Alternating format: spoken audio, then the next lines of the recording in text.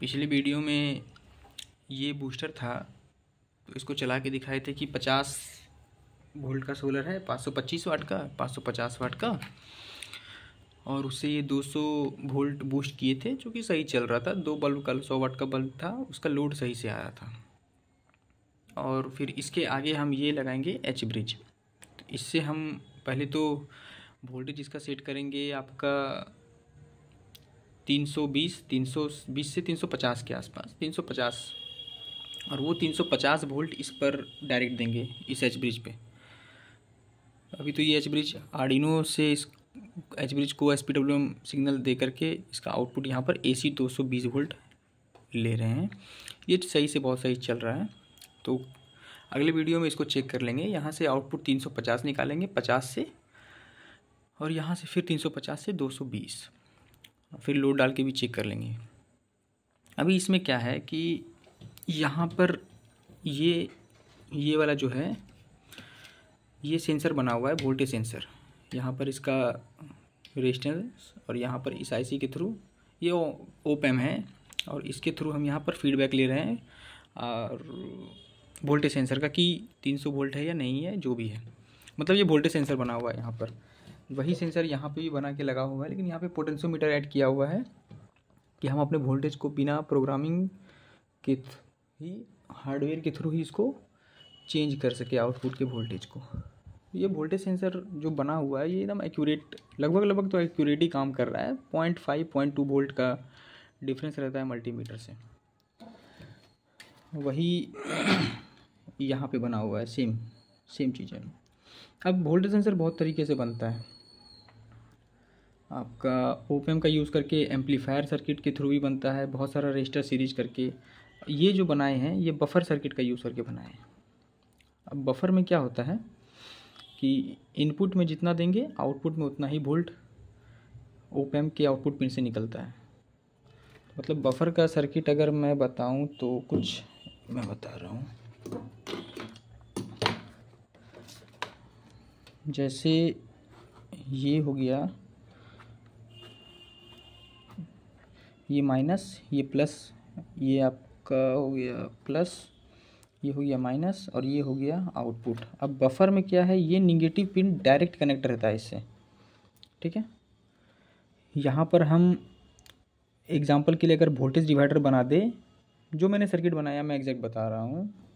यहाँ पर मान लेते हैं 350 वोल्ट दे रहे हैं, ये ग्राउंड है, ठीक है। अब इसका कैलकुलेशन मैंने इतना किया कि यहाँ पर जो वोल्टेज है, इस पॉइंट पर वोल्टेज उतना मिले कि 350 में यहाँ पर मुझे 5 आउट आए, ठीक है। तो क्या होगा, अगर मान लेते हैं 350 में यहाँ पर अगर 5 आ रहा है तो मुझे आउटपुट 5 मिलेगा। 300 वोल्ट में, अगर 300 वोल्ट में इस पॉइंट पे अगर मुझे 4 वोल्ट मिल रहा है तो आउटपुट भी एकदम एग्जैक्ट यहाँ पर एकदम 4 आएगा, कम नहीं रहेगा। अब एग्जांपल के लिए आर्डिनो में क्या होता है कि एनालॉग पिन पर 0 से 5 वोल्ट में 0 से 1024 वैल्यू अप डाउन करता है। तो 5 वोल्ट इक्वल टू 1024 होता है।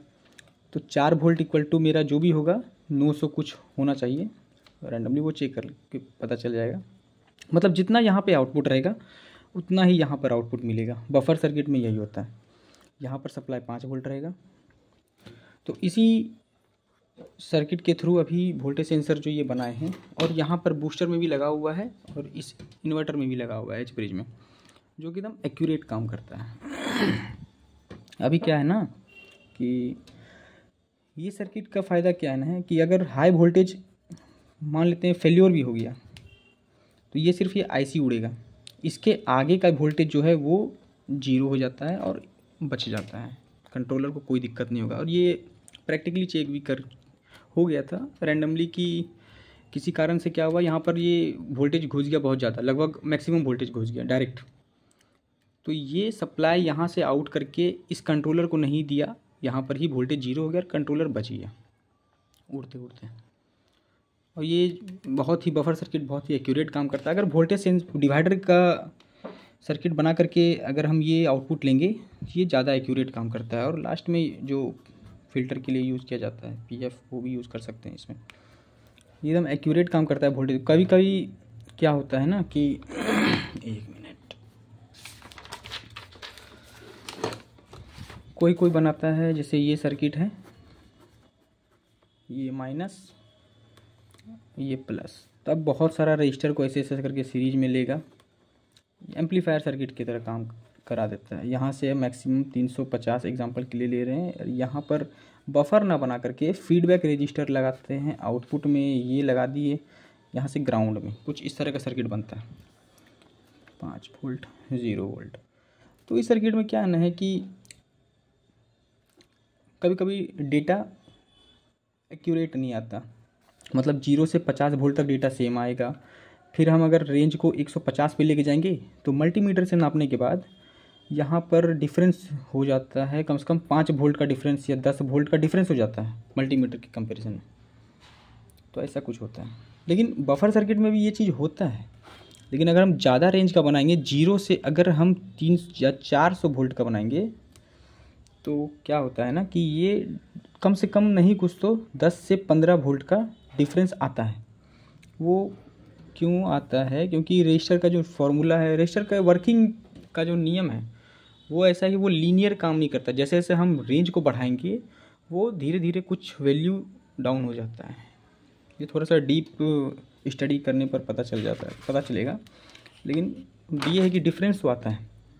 अगर वही रेंज हम 250 से लेकर के 400 का रखेंगे, अगर मेरा काम करेगा सही से। लेकिन वही 0 से अगर हम 400 तक का बनाएंगे इस सर्किट ओपैम्प का यूज़ करके या फिर रजिस्टर का यूज़ करके, तो वहाँ पर मुझे 15 वोल्ट, 10 से 15 वोल्ट या फिर हो सकता है 20 वोल्ट का भी डिफरेंस मिले मैक्सिमम पे। जैसे अगर 400 वोल्ट पर सेट कर रहे हैं इस सर्किट को बना के या बफर सर्किट को बना के 400 पे सेट किए और मल्टीमीटर में नापेंगे तो आपका 4 आ जाएगा, लेकिन मल्टीमीटर में हो सकता है कमी आए,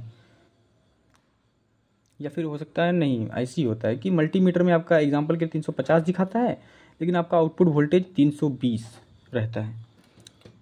सेंसर के थ्रू आउटपुट 320 शो करेगा, लेकिन मल्टीमीटर में वो 350 रहता है। इस तरह का डिफरेंस आता है। लेकिन वही है कि कम रेंज का बनाएंगे तो मुझे एक्यूरेट मिलेगा, अब ज़्यादा रेंज का बनाएंगे तो वो डिफरेंस आता है। मतलब 0 से अगर 400 के आसपास का, ये हुआ ज़्यादा रेंज का मतलब है कि रेंज। दूसरा ये तो वोल्टेज सेंसर हो गया। फिलहाल ये बहुत सही काम कर रहा है और पूरा आइसोलेटेड तो नहीं है, लेकिन प्रोटेक्टेड है कि हाई वोल्टेज एकदम कंट्रोलर में आएगा ही नहीं, बढ़िया काम कर रहा है। और दूसरा ये है